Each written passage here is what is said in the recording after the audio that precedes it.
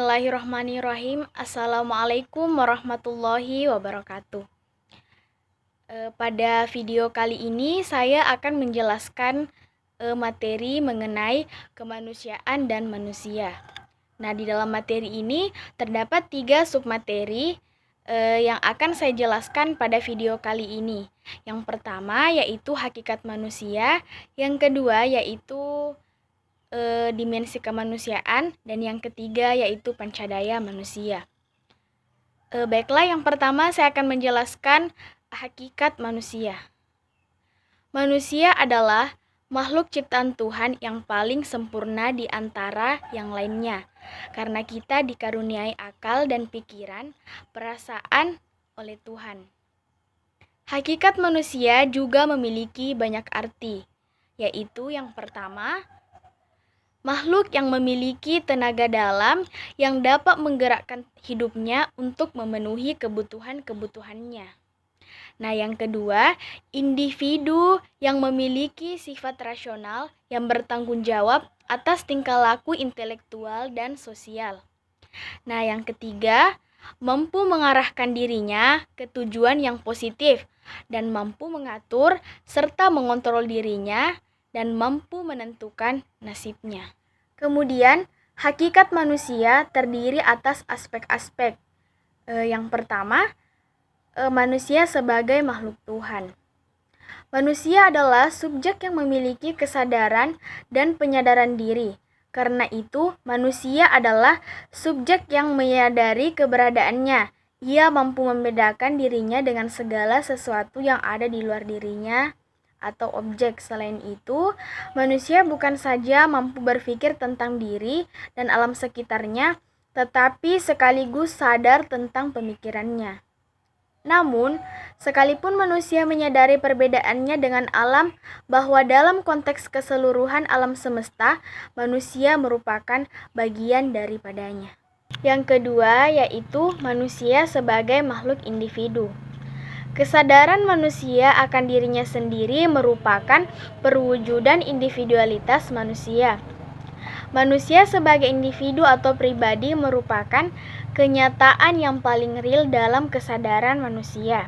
Sebagai individu, manusia adalah satu kesatuan yang tidak dapat dibagi, memiliki perbedaan dengan manusia lainnya sehingga bersifat unik dan merupakan subjek yang otonom. Setiap manusia mempunyai dunianya sendiri, tujuan hidupnya sendiri.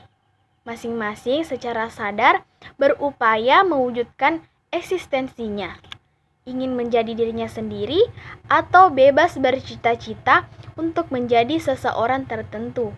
Kemudian yang ketiga yaitu manusia sebagai makhluk sosial. Manusia adalah makhluk individual, namun demikian ia tidak hidup sendirian, tak mungkin hidup sendirian dan tidak pula hidup untuk dirinya sendiri. Manusia hidup dalam keterpantauan dengan sesamanya.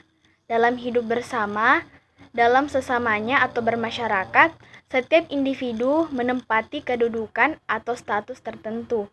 Di samping itu, setiap individu mempunyai dunia dan tujuan hidupnya masing-masing. Mereka juga mempunyai dunia bersama dan tujuan hidup bersama dengan sesamanya. Selain itu, dengan adanya kesadaran diri, terdapat pula kesadaran sosial pada manusia. Melalui hidup dengan sesamanya lah manusia dapat mengukuhkan eksistensinya. Sehubungan dengan ini, Aristoteles menyebut bahwa manusia sebagai makhluk sosial atau makhluk bermasyarakat. Kemudian yang keempat yaitu manusia sebagai makhluk berbudaya. Manusia memiliki inisiatif dan kreatif dalam menciptakan kebudayaan, hidup berbudaya, dan membudaya. Kebudayaan bukan sesuatu yang ada di luar manusia, bahkan kaitannya meliputi perbuatan manusia itu sendiri. Manusia tidak terlepas dari kebudayaan, bahkan manusia itu baru menjadi manusia karena dan bersama kebudayaannya. Kebudayaan tidak bersifat statis melainkan dinamis. Kodrat dinamika pada diri manusia mengimplikasikan adanya perubahan dan pembaruan kebudayaan. Hal ini tentu saja didukung pula oleh pengaruh kebudayaan masyarakat atau bangsa lain terhadap kebudayaan masyarakat yang bersangkutan. Selain itu, mengingat adanya dampak positif dan negatif dari kebudayaan terhadap manusia, masyarakat kadang-kadang terombang-ambing di antara dua relasi kecenderungan. Di situ pihak ada yang mau melestarikan bentuk lama atau tradisi yang lamanya, sedangkan ada pula manusia yang lain terdorong untuk menciptakan hal-hal yang baru atau inovasi. Kemudian yang kelima, yaitu manusia sebagai makhluk susila. Dalam uraian terdahulu telah ditemukan bahwa manusia sadar akan diri dan lingkungannya, mempunyai potensi dan kemampuan untuk berpikir, berkehendak bebas, bertanggung jawab, serta punya potensi untuk berbuat baik. Karena itulah eksistensi manusia memiliki aspek kesusilaan. Sebagai makhluk yang otonom atau memiliki kebebasan, manusia selalu dihadapkan pada suatu alternatif tindakan yang harus dipilihnya. Adapun kebebasan untuk berbuat ini juga selalu berhubungan dengan norma-norma moral dan nilai-nilai moral yang harus dipilihnya. Kemudian yang keenam atau yang terakhir, manusia sebagai makhluk beragama. Aspek keberagaman merupakan salah satu karakteristik esensial eksistensi manusia yang terungkap dalam bentuk pengakuan atau keyakinan akan kebenaran suatu agama yang diwujudkan dalam sikap dan perilaku. Hal ini terdapat pada manusia manapun, baik dalam rentang waktu seperti dulu, sekarang, dan akan datang. Namun dalam rintang geografis di mana manusia berada, keberagaman menyiratkan adanya pengakuan dan pelaksanaan yang sungguh atas suatu agama. Manusia hidup beragama karena agama menyangkut masalah yang bersifat mutlak, maka pelaksanaan keberagamannya akan tampak dalam kehidupan sesuai agama yang dianut masing-masing individu.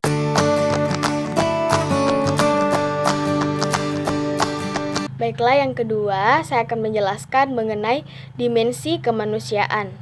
Di dalam dimensi kemanusiaan ini terdapat 5 dimensi. Yang pertama, dimensi kefitrahan. Kata kunci yang menjadi isi dimensi kefitrahan adalah kebenaran dan keluhuran.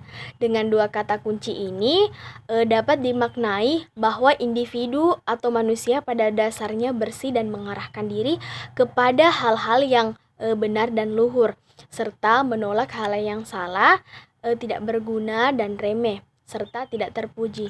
Kandungan dimensi kefitrahan ini dapat dibandingkan dengan makna teori tabula rasa menurut John Locke. Teori tabula rasa ini menyatakan bahwa individu ketika dilahirkan ibarat kertas putih bersih dan belum tertuliskan apapun. Dengan kefitrahan itu, individu memang pada dasarnya sejak dilahirkan dalam keadaan bersih, namun kondisi belum bertuliskan apapun sebagaimana yang dinyatakan oleh tabula rasa. Tidaklah menjadi ciri dimensi kefitrahan yang dimaksudkan itu. Di dalam dimensi kefitrahan telah tuliskan kaidah-kaidah kebenaran dan keluhuran yang justru menjadi ciri kandungan utama dimensi itu. Jadi dengan demikian, dimensi kefitrahan tidak sama dengan tabula rasa menurut John Locke. Yang kedua, yaitu dimensi keindividualan. Kata kunci yang terkandung di dalam dimensi keindividualan adalah potensi dan perbedaan. Di sini dimaksudkan bahwa setiap individu pada dasarnya memiliki potensi, baik itu potensi fisik maupun mental atau psikologis, seperti kemampuan inteligensi, bakat, dan kemampuan pribadi lainnya. Potensi ini dapat berbeda-beda antar individu. Ada individu yang berpotensi sangat tinggi, ada yang sedang, kurang, dan ada juga yang kurang sekali. Kenyataannya, ilmuwan yang menampilkan isi dimensi keindividualan ini adalah apa yang sering digolongkan ke dalam kaidah-kaidah perbedaan individu atau individu difference. Dengan penampilan statistik berupa kurva, baik kurva normal maupun kurva tidak normal. Kemudian yang ketiga yaitu dimensi kesosialan. Kata kunci kandungan dimensi kesosialan adalah komunikasi dan kebersamaan dengan bahasa, baik itu bahasa verbal maupun bahasa nonverbal, lisan maupun tulisan. Individu menjalin komunikasi atau hubungan dengan individu lain. Di samping itu, individu juga menggalang kebersamaan dengan individu lain dengan berbagai bentuk seperti persahabatan, keluarga, kumpulan, dan organisasi, baik itu formal maupun non-formal. Ilmu-ilmu seperti psikologi sosial, politik, teknologi komunikasi, manajemen berdasarkan kajiannya pada kemampuan manusia dan berkomunikasi dan menggalang kebersamaan. Kemudian yang keempat yaitu dimensi kesusilaan. Kata kunci kandungan dimensi kesusilaan adalah nilai dan moral. Dalam dimensi ini digarisbawahi kemampuan dasar setiap individu untuk memberikan harga atau penghargaan terhadap sesuatu dengan penilaian rentang penilaian tertentu. Sesuatu dapat dinilai sangat tinggi, misalnya dengan diberi label baik, kalau sedang dengan label cukup, dan atau kalau rendah dengan diberi label kurang. Penilaian yang dibuat oleh sekelompok individu tentang sesuatu yang sangat penting untuk kehidupan bersama seringkali ditetapkan sebagai standar baku. Standar baku inilah yang selanjutnya dijadikan patokan untuk menetapkan boleh tidaknya sesuatu hal itu dilakukan oleh individu, terutama individu yang berada dalam sebuah kelompok yang dimaksud. Inilah yang disebut moral. Individu dalam kelompok yang bersangkutan harus mengikuti ketentuan moral tersebut. Ketentuan moral itu biasanya diikuti oleh sanksi atau bahkan hukuman bagi pelanggarnya. Sumber moral adalah agama, adat, hukum ilmu, dan kebiasaan. Kemudian yang kelima atau yang terakhir yaitu dimensi keberagamaan. Kata kunci kandungan dimensi keberagamaan adalah iman dan takwa. Dalam dimensi ini terkandung pemahaman bahwa setiap individu pada dasarnya memiliki kecenderungan dan kemampuan untuk mempercayai adanya Sang Maha Pencipta dan Maha Kuasa, serta mematuhi segenap aturan dan perintahnya. Keimanan dan ketakwaan ini dibahas dalam agama yang dianut oleh individu, kitab suci agama, serta tafsir yang mengiringnya memuat kaidah-kaidah keimanan dan ketakwaan tersebut. Kajian tentang agama di dunia membawa wawasan berkaitan dengan dipakai dan dipraktikannya dimensi keberagaman di dalam kehidupan manusia itu sendiri.